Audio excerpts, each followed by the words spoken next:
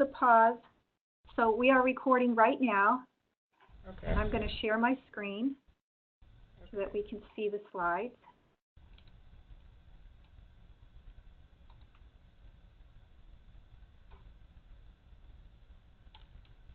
How's that? Can everybody see the slides? I can. Okay, great. Yes, I can. Great. Good morning, Derek. Good morning, sir. Oh.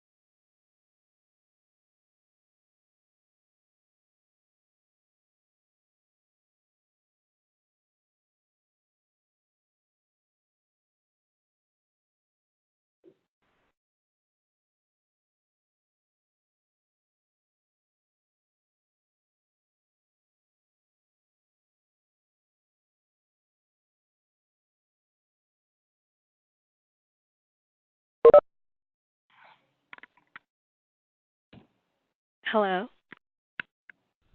Good morning. Hello. Hi, this is Stacy Henderson from UDC, University of District of Columbia. Sorry. Good morning, Stacy. How are you? Very good, thank you. Good morning. Good morning. Hi, Good this is afternoon. Kamal. This is Kamal from Jackson State. Hello, Good morning, Kamal. Hey.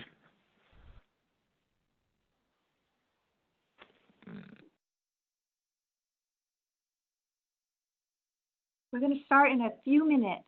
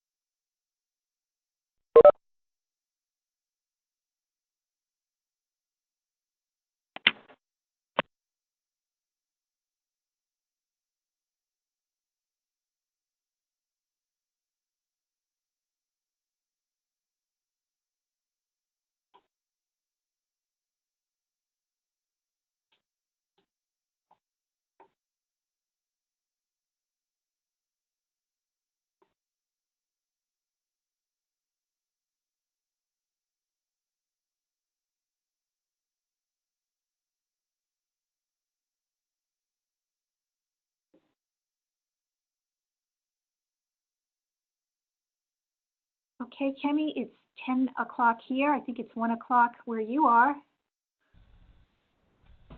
Hello, everyone. Welcome to our presentation on developing a NIC focused on minority males in STEM. We'll wait about another minute to give people a little chance to log in. In the meantime, if you would like, you're welcome to introduce yourself in the chat window and indicate your name and affiliation so that we can tell who's on the call or who's on the webinar.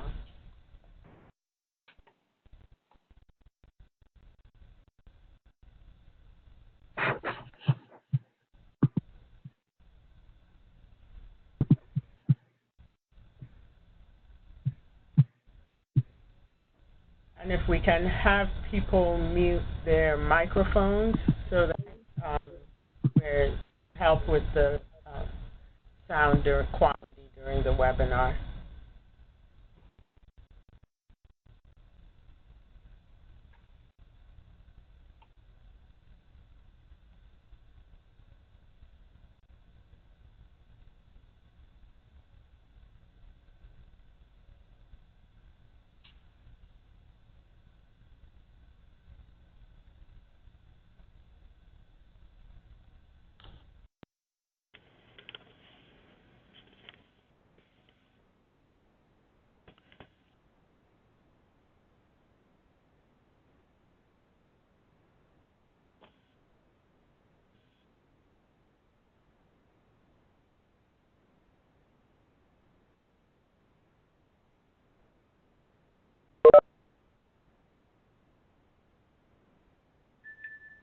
So this is Kemi Latiji-Ozias again, and I'm going to get started and as people continue to log on.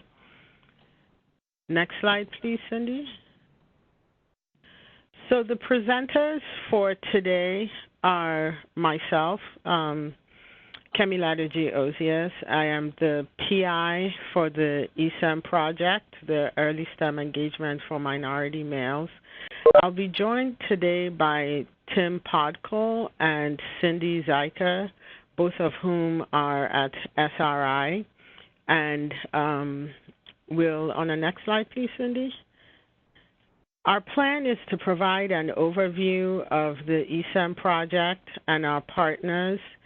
Tim Podkul will then review the PDSA cycle, the Plan, Do, Study Act that's commonly used in network improvement communities, and how it can be applied in an informal learning environment like many of our programs. Cindy Zeiker will then discuss the driver diagram that resulted from the breakout groups during our workshop that was held in May. She will also solicit further input on the driver diagram. I will then close with a discussion of the work groups as we're proposing and how we can move the work of the NIC forward. Along the way, we'll solicit your input through the chat window or by telephone for those of you who are outside of WebEx. Next slide, please. So I'll start off by giving a background on INCLUDES, which is funding the ESEM project. So NSF INCLUDES is focused on using social innovation to build a diverse STEM workforce to ensure continued U.S. leadership in research.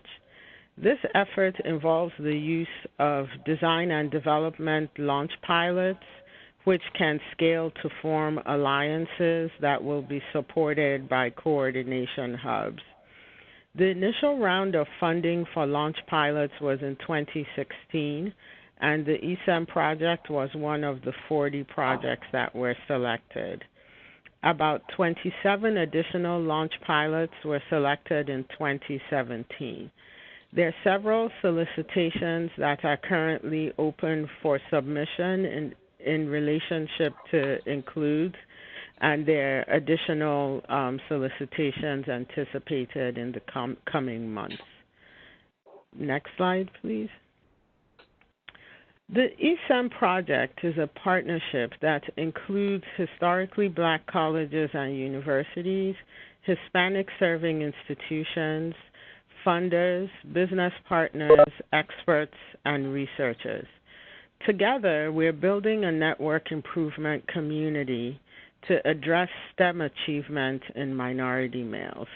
This pilot received initial funding through NSF Includes, with co-PIs at 4 minority institutions. Myself, Kemi Ladoji-Ozias at Morgan State University, Kamal Ali at Jackson State University, Clay Gloucester at North Carolina A&T University, and Derek Gilmore at Kentucky State University. Cindy Zeiker of SRI International is the co-PI who serves as the mini backbone. Next slide, please.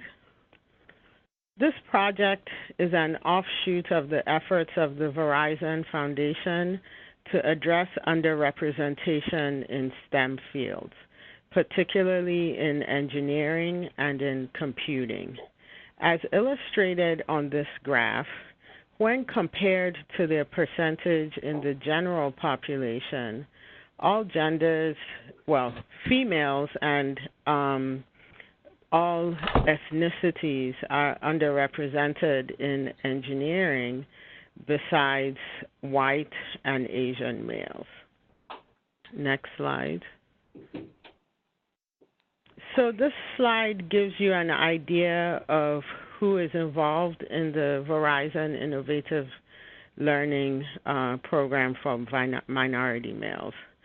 Since 2015, the Verizon Foundation has partnered with 16 minority serving institutions to develop programs to increase computing and design proficiency in middle school males.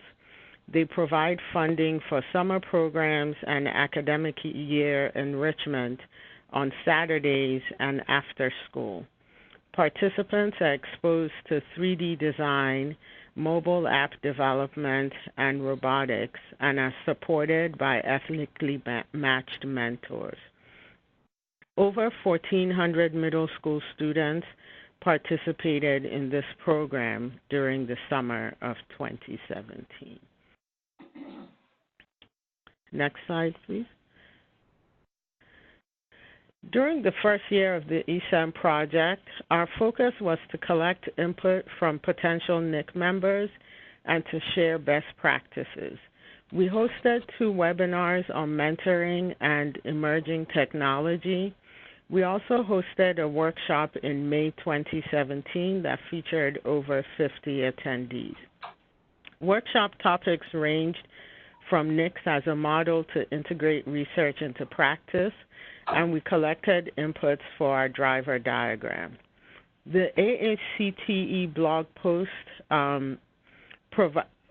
about the workshop provides additional details, as does the ESEM website.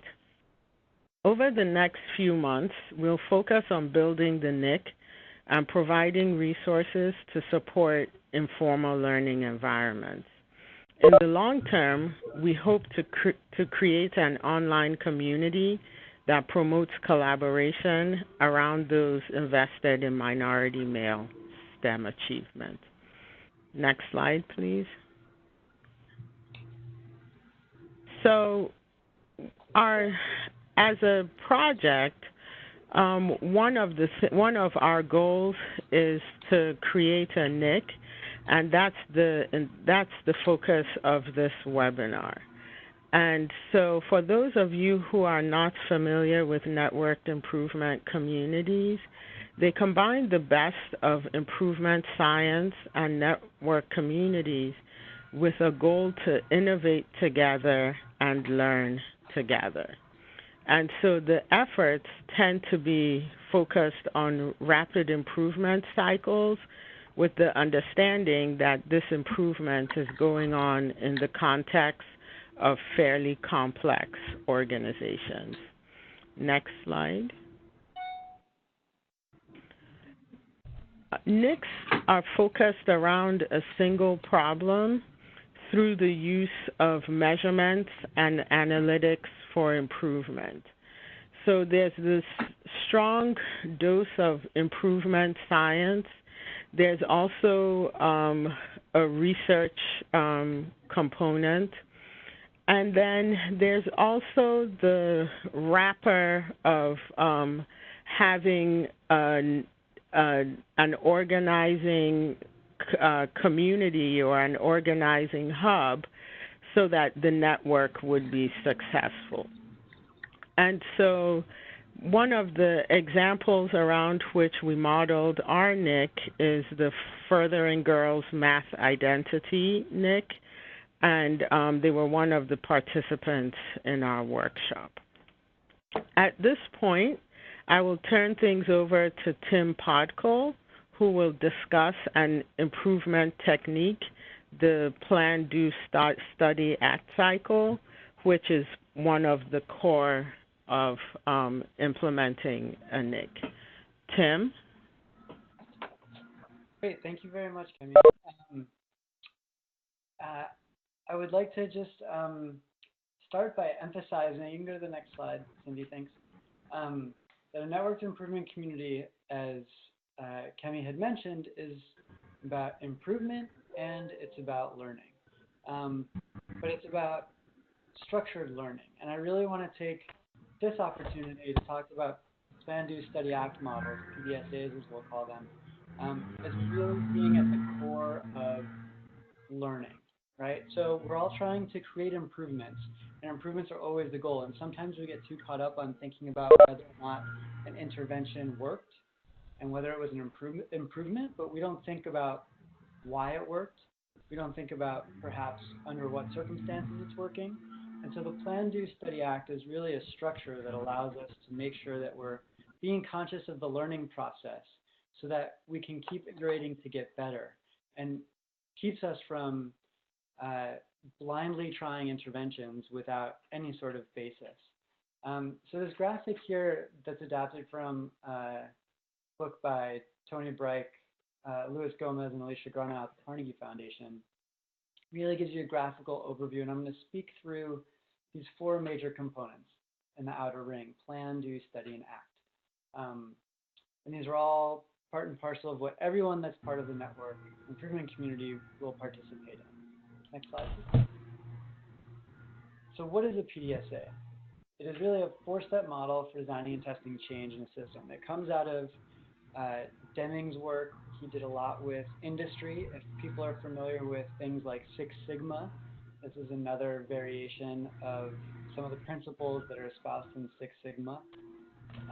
But it's been used in industry and in manufacturing. That's where it was born. And most recently, it's been popularized in health. And there's the Institute for Health Improvement, which IHI, which is based out of Massachusetts. And a lot of the work that's happening in education is coming from and building on the shoulders of the work that has been done in the health sector, which is to take this from the industrial sector and really bring it into more of a human-centered area where things are a lot more complicated. And we need to think about how we shift ideas of measurement, for example, from an industrial sector into a sector that deals with people, where variation is the norm between settings.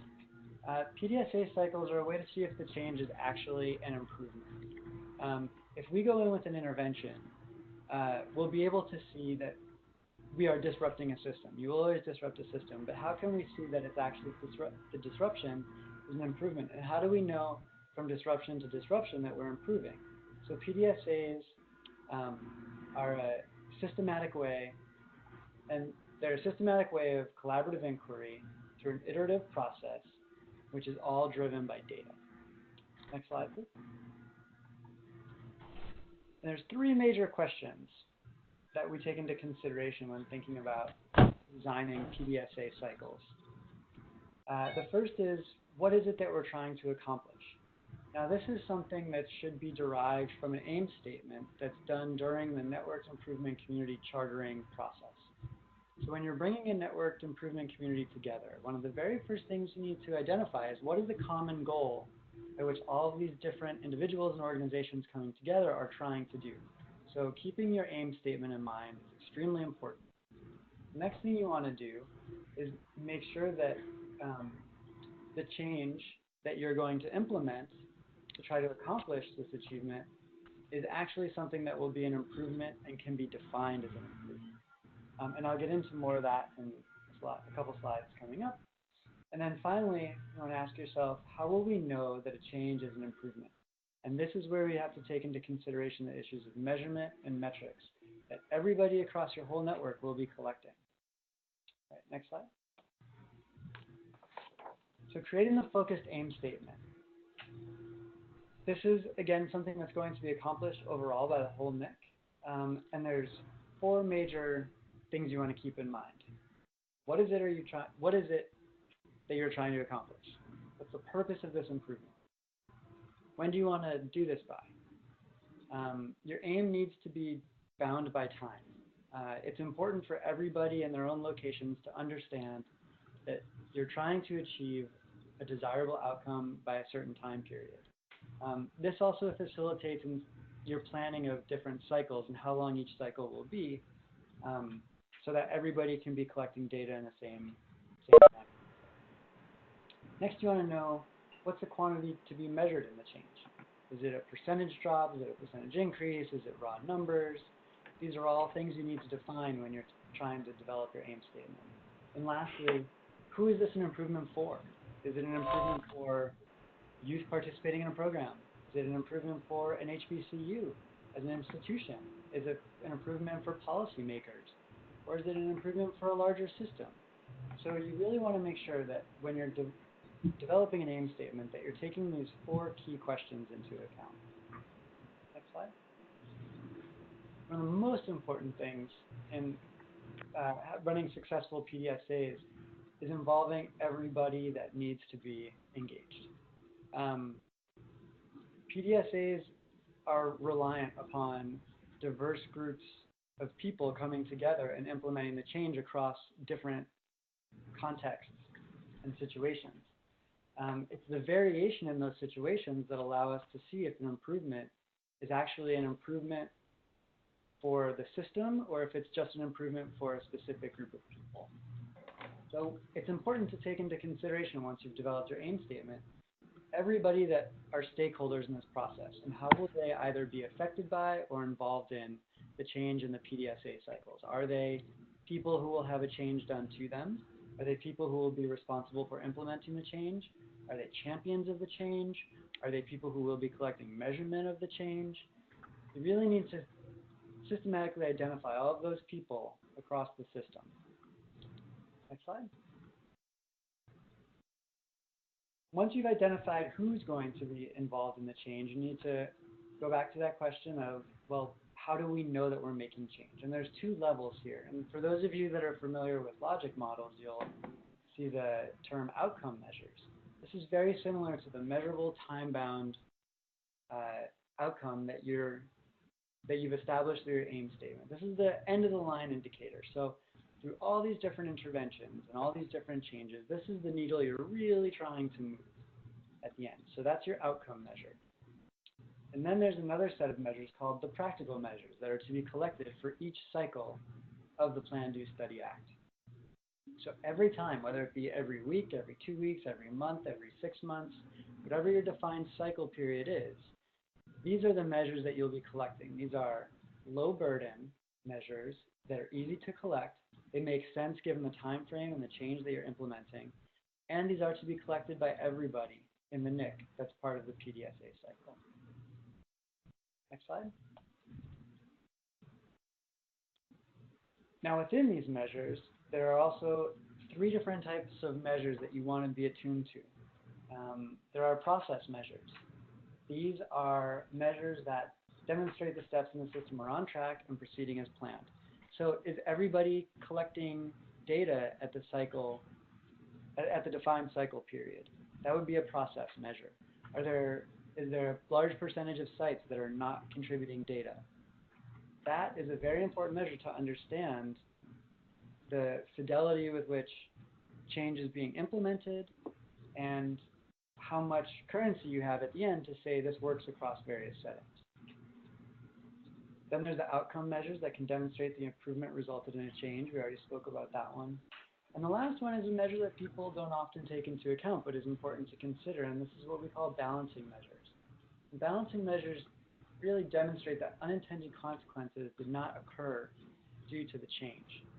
So an example of a balancing measure may be you spent more time providing youth the opportunity to engage with a certain type of technology, but it turned out that it started going into their free time, which had a very negative effect on their attentiveness later in the afternoon, for example. So if kids are spending the whole day in the program and you've elongated some part of the morning curriculum, then removed their free time, and this is having negative effects on behavior later, these are important things to stay attuned to. And so you want to check in and try to think about, well, what would be a possible negative or unintended consequence of us implementing this change? Next slide, please. Those are the measures, and now there's the measurement cycle. The important thing in PDSA cycles, which makes this very different from most of the research that many of us are typically engaged in, is that these need to be collected frequently and in small doses. So we're looking at small units, but they need to be at a grain size large enough to detect a change. This is something that needs to be discussed with the group, but the idea is that you don't want to be collecting lagging indicators, right? These are indicators such as end-of-year grades, where you've spent 9 months teaching children and you don't know how well they're doing until the very last test of the year. You want these measures to be quick, you want them to be on short cycles, and they need to be observational as well as data-driven and tied to the implementation that you're doing. And the measurements need to be able to be taken over and over again. So you can't have a measurement that just happens once in one cycle and doesn't happen, is a measure that is not replicable down the line. This is really the secret sauce to PDSA cycles, is the fact that you're taking the same measurement, using the same instrument, whatever it may be, over and over again in this prescribed period of time to understand the impact of this change over time. Next slide, please. And the next, so once you've collected the data, then you need to think about, well, how do I feed this back into the group that's been collecting this data? So after each cycle, it's important to provide feedback reports to the whole networked improvement community. Excuse me. And one very common way in continuous improvement work to look at the data is through something called a run chart. So each of these dots on the run chart here represents a point in time of a cycle. So cycle 1 on the far left x-axis, you can see that the result was a 5 on a scale, right, through the measurement. Then they made a tweak to the program. Then they had their second cycle. They tweaked the intervention a bit based on the data. That resulted in a drop. Whether or not the drop is good or bad here, this is just an example. But you can see how each change impacts the score. Now, in this case, a low score may be desirable. In some cases, a higher score may be desirable. It's important for you all to determine that within your group as well. But the point is, this allows you to really see over time and really take these small snapshots and be able to see, are we trending in the direction we would like to go? And does one intervention in particular have a drastic effect? If you look at the change between time point 11 on the x-axis and time point 12, something there changed dramatically. And so you'd want to go back and reflect, what did we do in PDSA cycle 11 that could have accounted for this massive change of 4 points on the scale?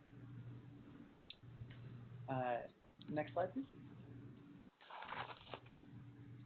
So it's easy to talk about these PDSA cycles in the abstract, but I wanted to try to anchor it in some sort of example that might make sense for you all. So An example would be that all members of the network improvement community want to increase the relevance of information participants gain from their program experience.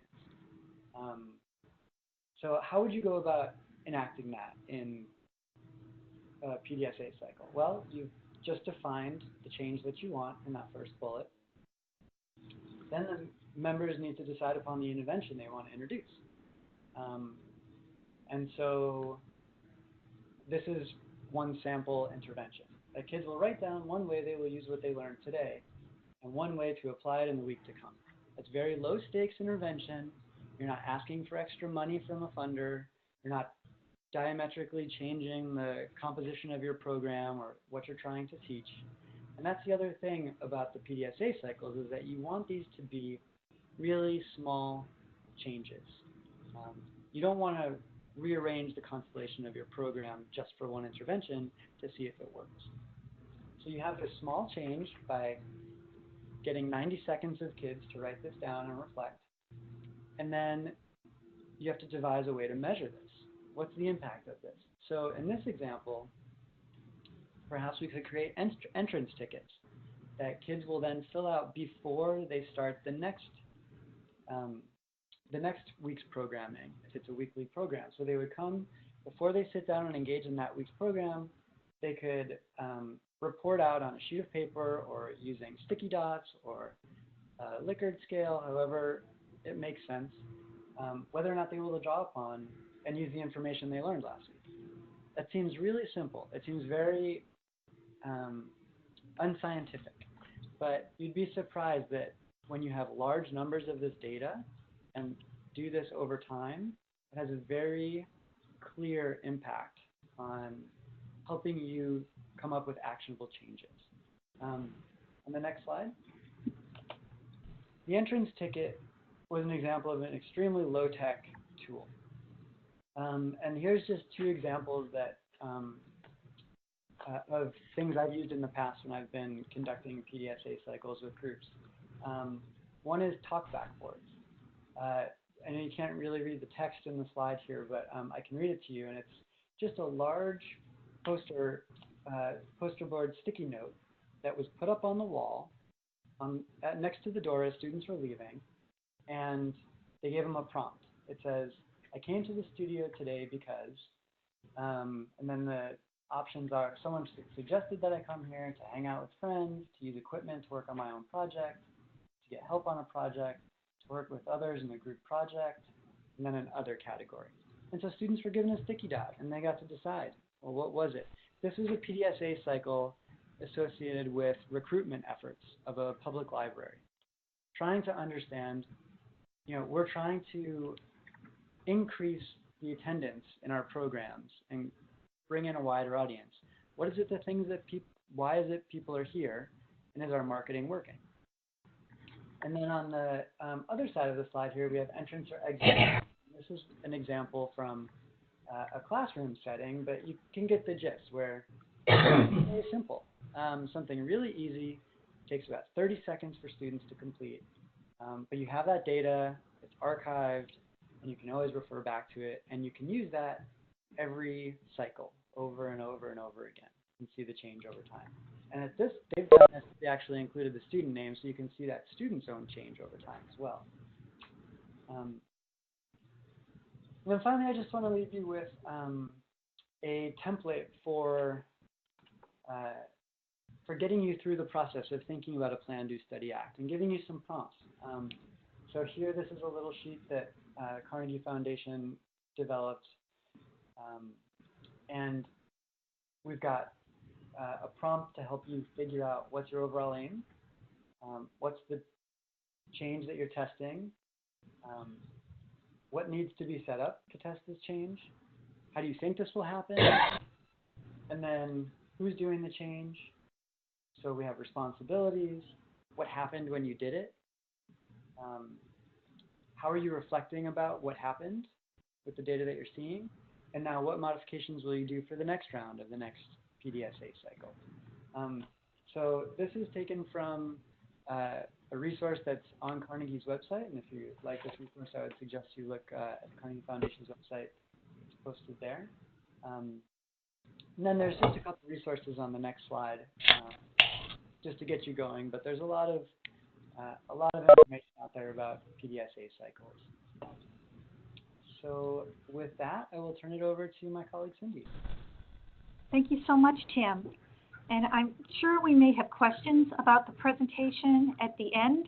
So if you want to put those in the chat or write those down and save them for the end, we'll try to offer opportunity to ask Tim some questions. And this part of the presentation will focus on some of the work we did in Baltimore in May on our driver diagram. But to start off with, I'm going to show you this slide that depicts a preliminary driver diagram that was in the initial proposal for our NSF Includes grant.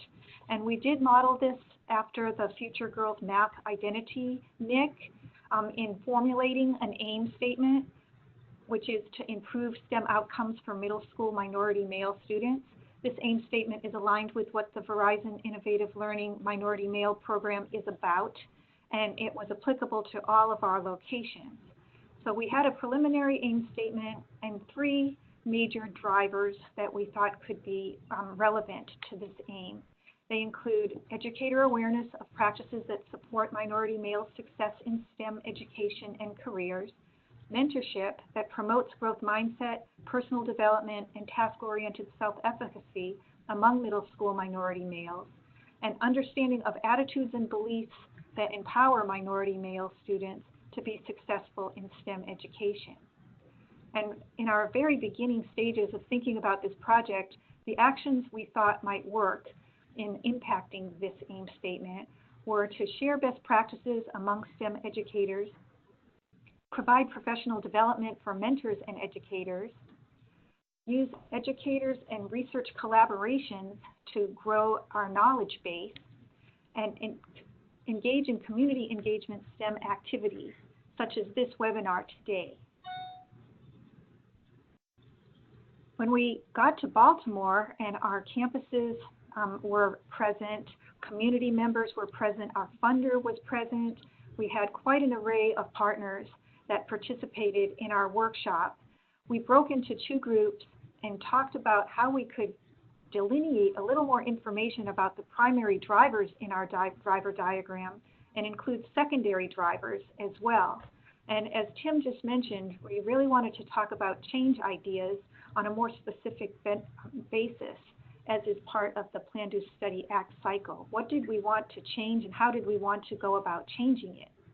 So the refined driver diagram from our Baltimore workshop looked a little bit like this. And I'm just going to go through the color rows in general for a moment, and you can read the details. But here we still have the main drivers from our proposal, but more specifically, we thought the secondary drivers around educator awareness involved really implementing high-quality professional development and professional networking. Those 2 things seem to be important to educator awareness of the practices that support minority male success in STEM. And in the 3rd column, you can see that some of the change ideas we thought were relevant to these drivers include teacher recruitment and teacher training, and exposing teachers to guest speakers with expertise in different areas of STEM that teachers may or may not have the background in, as well as developing partnerships. So that's our first row. Our second row has to do with mentoring, which for the Verizon Innovative Learning Program is a built-in component that includes partnerships with National Care's Mentoring Network, as well as other resources to support mentoring at each campus. And the secondary drivers we talked about in Baltimore included how mentoring can help with personal development, building team spirit, and employing ideas about careers other than sports to motivate students. These seem to be very relevant to how mentors could make a difference in our aim statement. And some of the activities that were mentioned in Baltimore by our stakeholders included advocacy, providing guest speakers, visiting workplaces during field trips, and providing external mentors that are not part of the program. The orange row talks about understanding among families regarding the attitudes and beliefs that empower success in STEM. And the secondary drivers just break that down a little bit further, in that families and parents and guardians and support systems really need to understand how they can support their students in ways that build cultural and social awareness, break down stereotypes associated with being a STEM professional, and also provide an idea that role models exist for these minority male students in STEM. And a way that we thought about this in Baltimore had to do with communicating better with the parents of the students in the program by engaging them in participation within the program.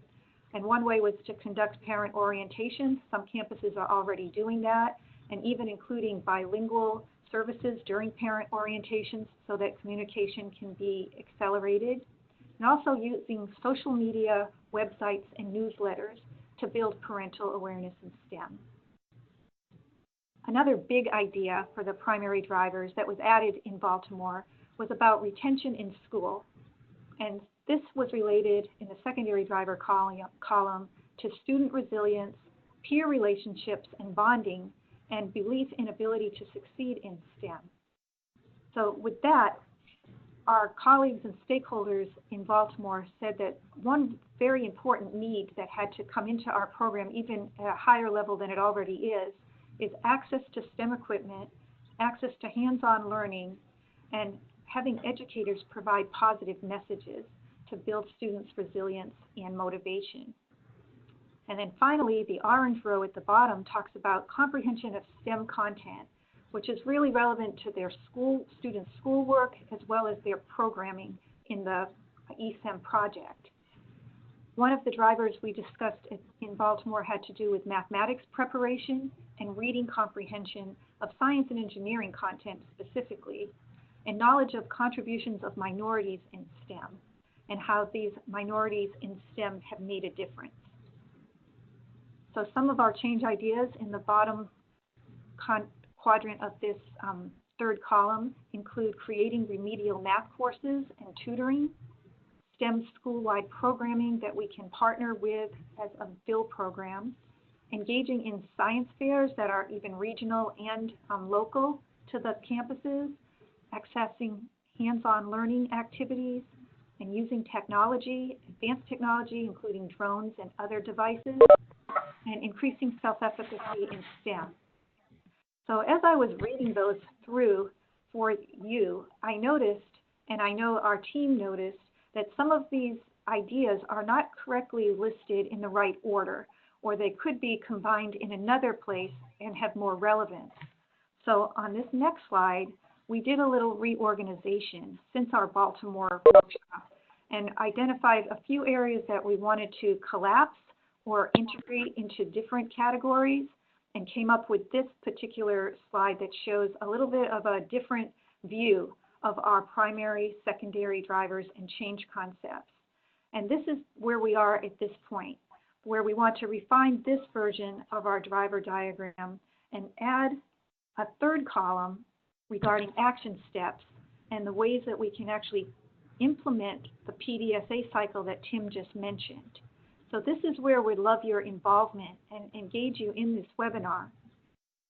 When we look at the top in purple and we see that one of the specific ideas that we'd like to test has to do with teacher professional development, we'd like your suggestions on what kind of action steps we should take in order to impact teacher professional development and actually make a difference in that area.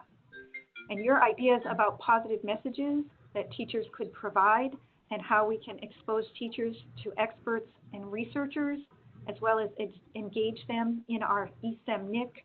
These are all areas where we would love your information and input for our action steps in the final column. I'm going to pause there for a moment and give you a chance to review what we have here and also add to the chat column any ideas you have. And if you're not on the chat and you're on the phone and you'd like to give us some feedback at this point, I'd like to offer that opportunity for anyone who would like to speak up.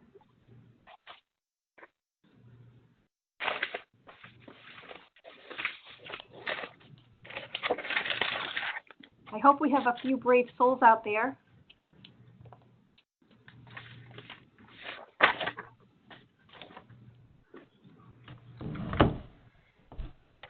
Okay, well, I hope you're writing in the chat. I can't actually see that at this second.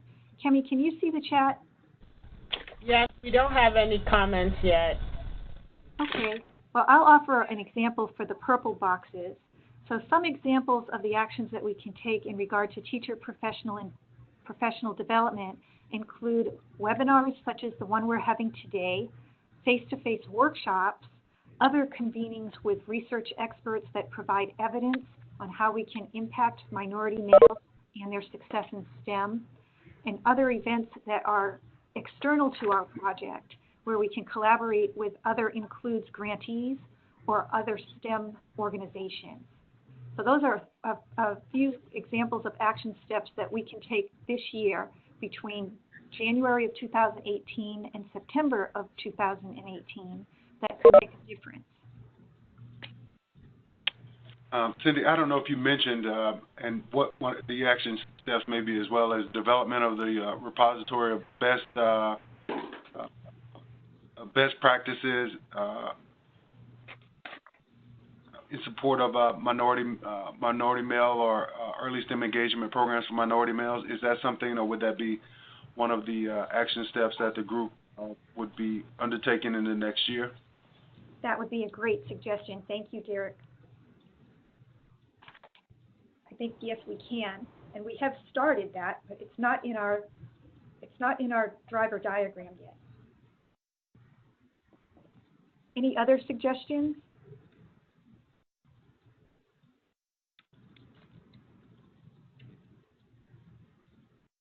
I'm trying to, Cindy, this is Clay. I'm trying to understand the difference between the last two columns, the specific ideas to test, and then the action steps, because it seems like most of those items to test sort of warrant a similar action, and then to determine how you test them, that's the other question, how you test the effectiveness.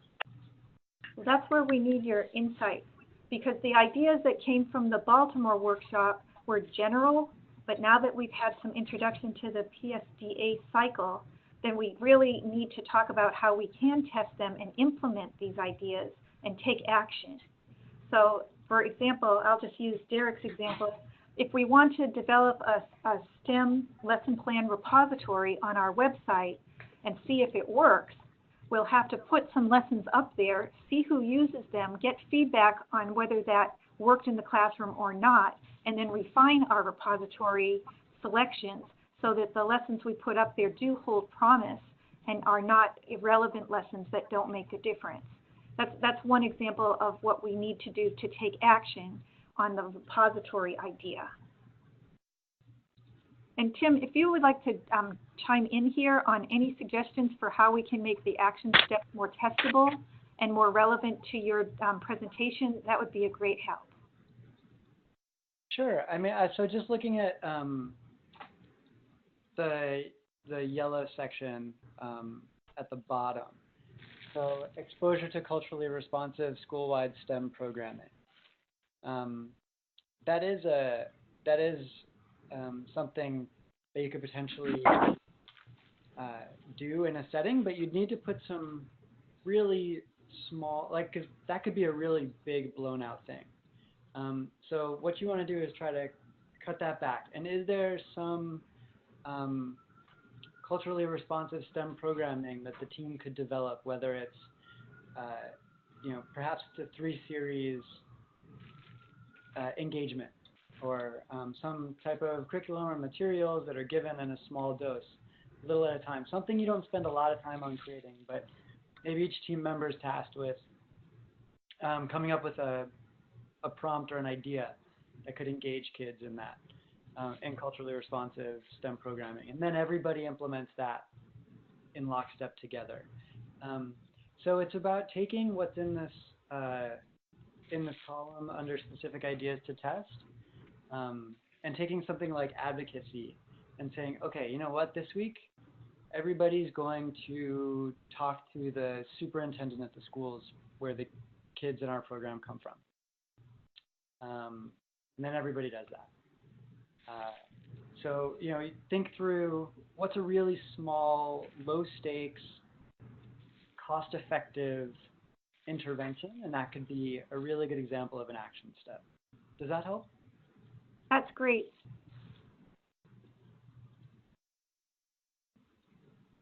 So do others have some suggestions?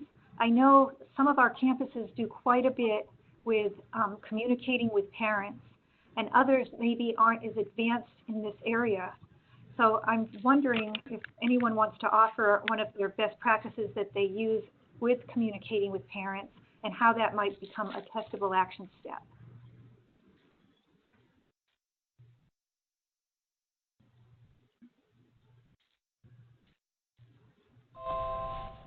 Well, I think one of the things that we have started to implement was really to host informational meetings, and we schedule those through the fall and the coming winter and spring of this year for this, just to keep parents up to date as far as what the academic programming consists of, and one of the things that we want to do as well is apprise them of the mentoring models or the amounts and types of engagement that we try to have with their students or the young men. So that's something that we have started for this fall and will implement through the winter and spring, is to really gather feedback from the parents as we discuss, what the academic programming is or what the level of engagement will be for STEM introductions, as well as just making them apprised of what type of mentoring programs and what type of engagement and what type of trainings that we provide to the students,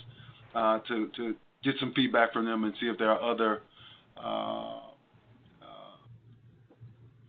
won't say concerns, but what information we may glean from the parents once we provide that type of information and feedback. So maybe Derek and Tim, please let me know if you think this is correct. I think the exit ticket or the entrance ticket for parent orientations and parent informational meetings might work in that case as well.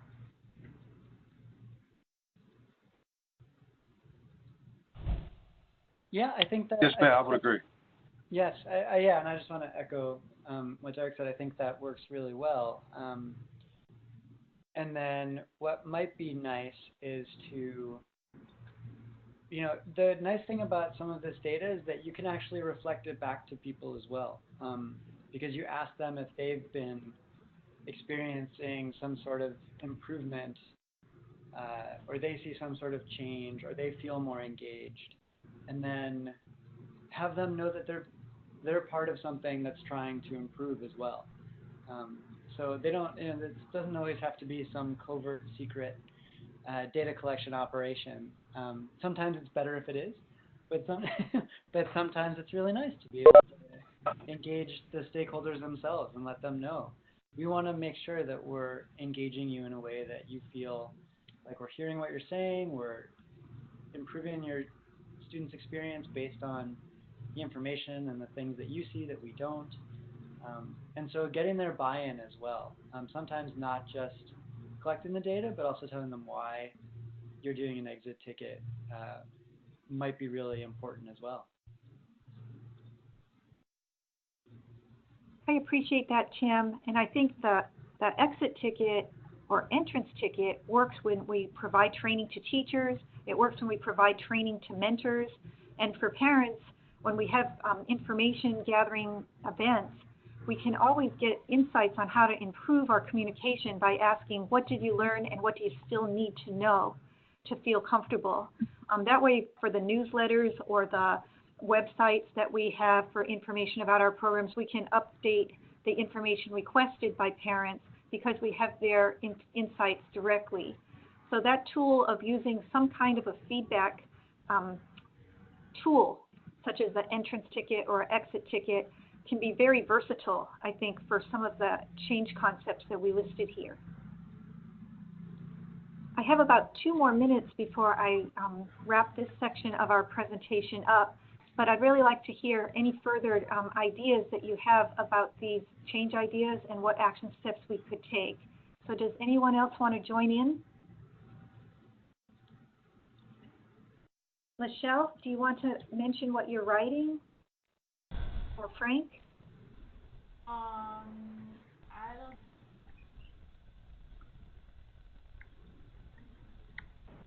can read the question. Would that help? It's, I'm not sure if you can hear me. we can hear you. Oh, okay. All right. Yeah. So I am, good afternoon, everybody.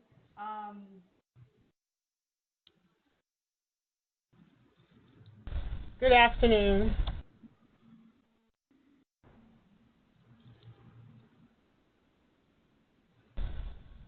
LaSalle? I think she's broken off, but I'll go ahead and read her question. So her first question is, if you're working with a cohort of students, could the amount of improvement for some targets be progress differently with a different cohort? Say the second cohort that didn't approve the exact same process. How is this represented, and what does it mean for a NIC? I think that's a great question because we actually have 3 cohorts in our NIC right now. And some of the students will be aging out that were in cohort 1. So in that case, we're currently doing a longitudinal study for Verizon in regard to the cohort that's no longer participating because of their age. But Tim, I'll let you talk about this a little bit because variation in the population, especially in an informal learning population such as ours, might need a little bit more thought about how we can look at our change concepts and our action steps.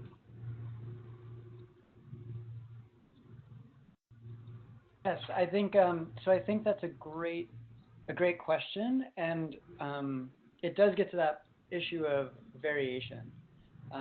So a networked improvement community really is a learning. It's about learning. It's about all of it's about improving. Really, I put the emphasis on community more than network and improvement, honestly. It's about a community of learners who are all focused on a similar problem, trying to tackle it, but there will be variation. And this is really important. So if the first cohort, for example, has been instituting a change, well, what are some of the commonalities? Do they have experienced mentors? Yes. So, then you want to think about some of these other measures that we talked about. And then perhaps it does get built out into the second or to the third cohort. So if you do something with mentors who have been in the program for 3 years, so if it's the first cohort and you have mentors who have been there for 3 years, when you implement that same change perhaps with the first cohort but not the second cohort, or I'm sorry, the third cohort but not the second cohort, you have new mentors. Do you get a different effect? And is the variable of importance there the time that the mentors had, for example, in training or experience before implementing this change? So the important thing is that everyone who is sort of signed up to participate in this PDSA cycle is participating. It doesn't mean everybody needs to necessarily participate at the same level or focus on the same thing. So, if you look at the chart here, the specific ideas to test and the change concepts, there's a lot there. Perhaps it is that cohort 1, is at a point where their major problem is problems having to do with comprehension of STEM content, whereas some other programs that may be younger, maybe it's understanding among families and attitudes and beliefs that empowers success in students. And so there's absolutely no reason why multiple PDSA cycles that are different can't be going on at the same time. You do want everybody in the community to be engaged in the PDSA cycle, and you want multiple people engaged in that change idea and in that action, but you don't need everybody doing the exact same one at the same time. Is that helpful? Thank you. I know we have this challenge with students that come back to our program from fall to spring to the next summer after having participated for a year, and they're very advanced at that point.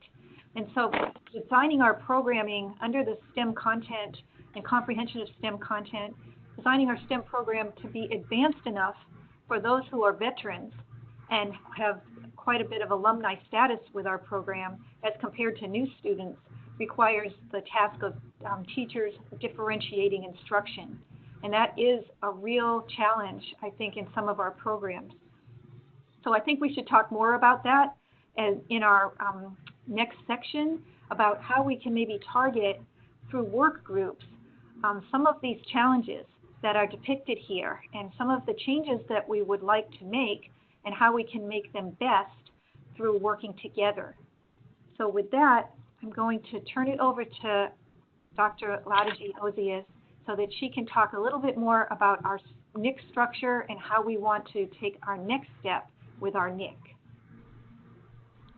Thank you, Cindy. Next slide, please. Thanks. So now that we've had a discussion about the driver diagrams, we'd like to discuss our work groups that we're proposing. And our hope is that within these work groups, each work group will be able to identify things they want to address using the PDSA cycle based on drivers and change concepts. So at the top of the chart, we have our ESEM coordination hubs. So those are the co-PIs of the ESEM grant, and we have meetings every couple of weeks or so. And then we're hoping that we can break into 4 groups, even though there were 5 ideas that were represented in Cindy's slide. We hope, because there are 4 universities, the mentoring group will focus on the driver, which was mentoring that promotes growth mindset, personal development, and self-efficacy. And that group would be led by Derek Gilmore at Kentucky State University. Another work group to look at family engagement, and that would look at the driver that was understanding among families of the attitudes and beliefs that empower success in STEM. A third group would look at STEM content, and that would be Jackson State University, led by Kamal Ali, and that would be comprehension of STEM content. And then the self-efficacy and personal development, led by Clay Gloucester at North Carolina A&T University, would focus on the educator awareness of practices that support minority male success in STEM, as well as retention in schools. So there appear to be significant overlap in both of those 2 areas. So at this point, I just did my coffee and I said, how much can I see a car? Can I see the car? Well, I do. We're getting some background. Normally, I turn out the light so that the students then get I do understand. And then I'll be over. Stay away to mute the mic. That's why I was speaking to somebody. Those who are on the call, could you please mute your phone or your computer? Thank you. Okay, thank you. And so with these 4 work groups that we have, we're hoping that we're going to be able to have people who are interested in at least one of each of these groups, and over the next few months can start to think through what that involvement would look like and what the change ideas would look like. And so before I start to discuss the role of participants in the work group, I'd like to take a minute here to talk about what the work groups look like and to see if there's any feedback on the breakdown we have now or any recommendations on other ways in which we need to be looking at the work groups.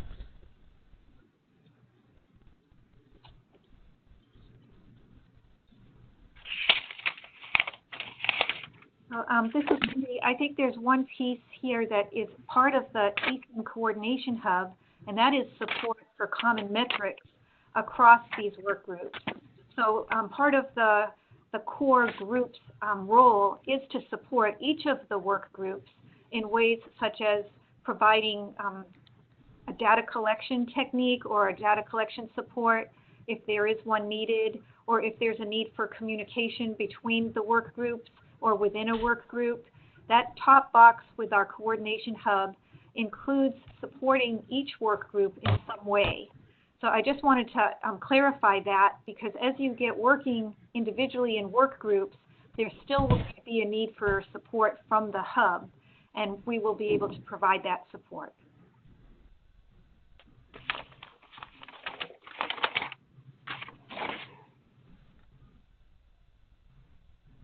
So any thoughts on the work groups?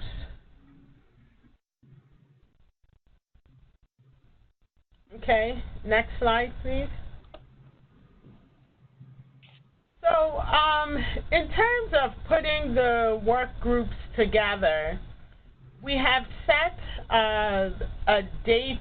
One of the reasons we wanted to have this webinar is to be able to interact with the different campuses as well as others who are not within the Verizon group but who would be interested in joining our NIC, to be able to get your feedback on the driver diagram, what some next steps could be, and the kinds of work groups or areas that we would like to have set up for our work group. And so our plan is that in December, if there were any changes that needed to be made in the work group or the driver diagram based on this webinar, we would make those changes. And then those who are interested in participating in the next steps of the NIC would commit to doing so, and we would have a form that you would use to provide additional information about your organization and the kinds of activities that you have and the areas of the work groups that you're willing to contribute to.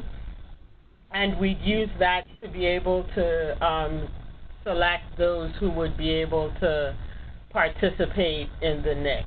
And so we know that there's already a synergy with the Verizon campuses, and we know that there may be others from the outside who may not exactly be doing what we're doing, but who would have enough overlap for them to be strong additions to the NIC. And then between January and May, we would start having monthly work group meetings to start to look at things like data related to the topic of interest. So, for example, if one is in the mentoring work group, look at some of the available mentoring models out there, look at some of the data that might be available about the impact of mentoring generally, but also some of the feedback that's coming out from assessments within the program on your campus, and then thinking through what your Plan, Do, Study, Act cycle would look like and when would be a good time to start working on something. And so we anticipate that most groups would be ready to implement a Plan, Do, Study, Act cycle by the summer. Depending on the group, some may be ready earlier, depending on, I guess, the enthusiasm of the group and the desire to move rather quickly. And so we would like to, I guess, get feedback from the group on what this timeline looks like on your end, and if this seems like a realistic schedule in terms of your participating in the work group and your willingness to implement a Plan, Do, Study, Act cycle on your campus or in your location. So, Kemi, I saw a few questions about the work groups and where people can get more information about the work groups. So do you want to speak to that? Sure. So what question did you see? Where can people get more information about the work groups themselves? So right now, the previous slide, Cindy, can you go back to that? The previous slide. So this is our first attempt at defining the work groups, and the scope of each work group is pulled from the different levels of the driver diagram, and that's where how we're defining the work groups right now, based on the topics that were addressed from the driver diagram. And I'm going to go back to that for a second, because we have this one posted. I think it's this one actually is posted on our website, but we will update that website for the driver diagram section to include an updated version of the driver diagram with ideas that came out of today's meeting. So one resource for learning more will be our website. I think there's a question from Michelle also. She had a two-part question, and I think this might be a good time to address the second question she had in the chat, which says, I'm not an official NIC member. Is there a way to become one? And if so, this will help me determine the type of suggestions I can give. I can simply give you all ideas, or I can provide ideas that I can help implement as a NIC member. So a question about, she's not an official member of the NIC or an organization, but how does she join? And so the first thing is that within the next few days, we'll be sending out a follow-up email. And so those who connected via WebEx, we have your email address. But if you didn't connect via WebEx and you're interested in getting additional emails from us, we can put up, I can type in my contact information so that you can shoot me a quick email and let me know that you're interested in joining a NIC. And so via the follow-up email, as well as a form we will have on our website, that's the way in which we'll solicit membership for the NIC and solicit interest in participating in the NIC activities. And so we anticipate that initially a number of the people who would be interested would be part of our Verizon group, but then there would be others who are either having, who either have informal learning programs that they work with, others who are interested in research on minority males in general, either in the middle school age or in STEM. There might be researchers. So we anticipate there might be a wide variety of people who will be interested. And so we'll be circulating that information in the next couple of days with details on membership. And we'll also post a form on our website. I just went to this slide in case you haven't seen our website. The link is at the bottom of this slide. It's ESEM-includes.org, and that will be a good resource for further information over the next few months as well. Go ahead, Cindy. Sorry.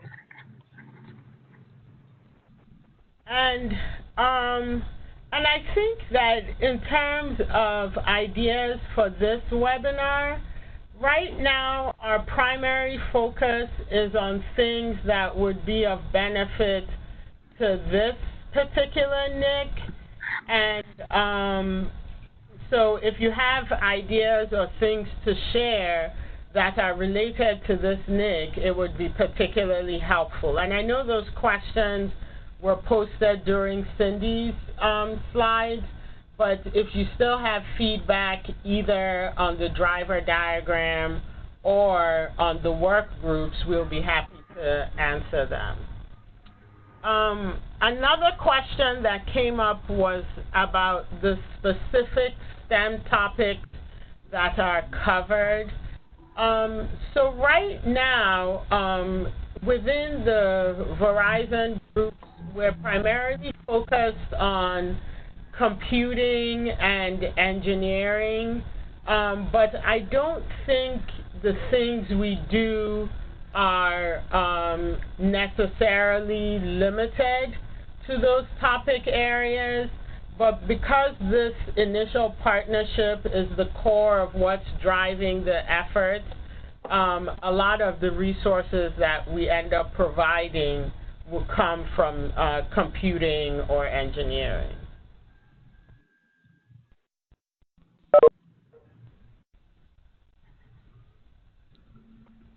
So, are there any additional questions that we can answer? And I know we said we would leave some time for questions related to Tim's presentation as well about the Plan, Do, Study, Act cycle.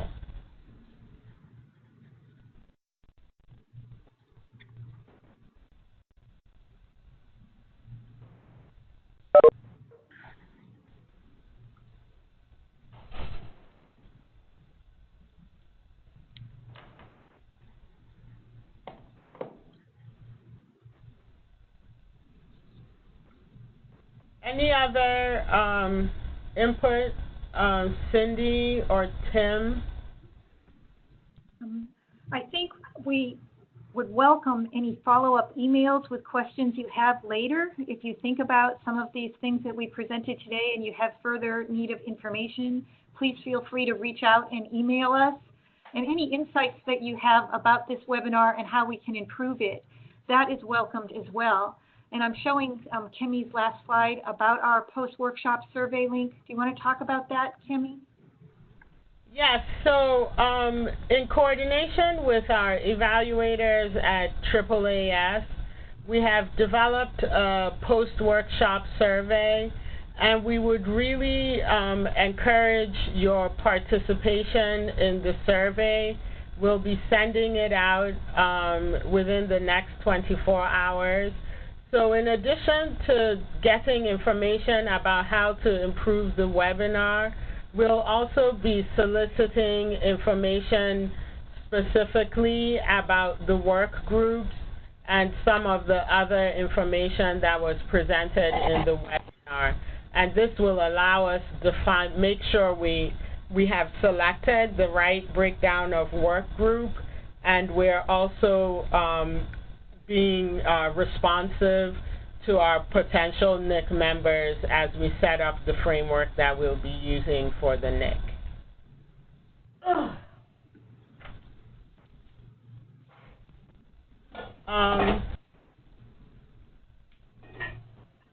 Any other things, Cindy? I think we're good, Kimmy. Okay.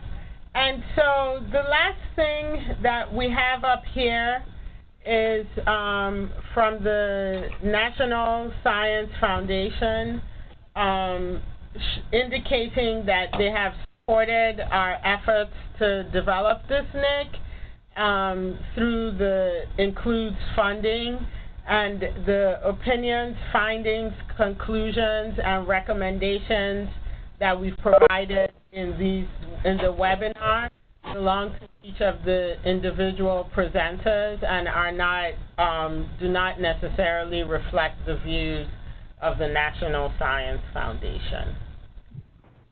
And so thank you for attending, and we look forward to working with you over the next few months as we grow our NIC. Thank you, everyone. Thank you, Timmy. Thank you, everyone. Thank you.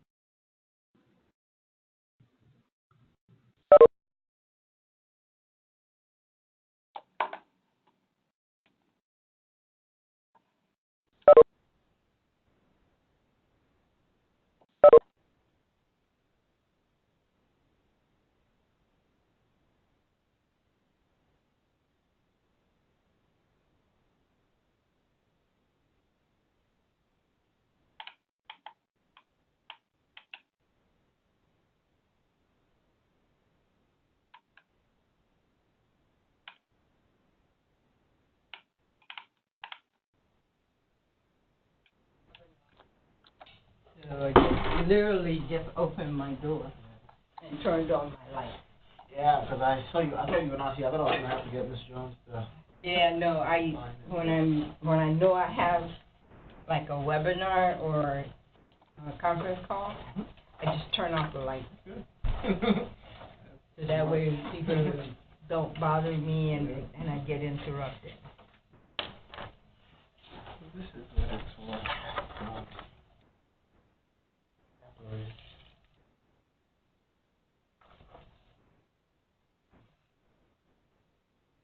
We actually had to send them something back so that they would send their actual heading.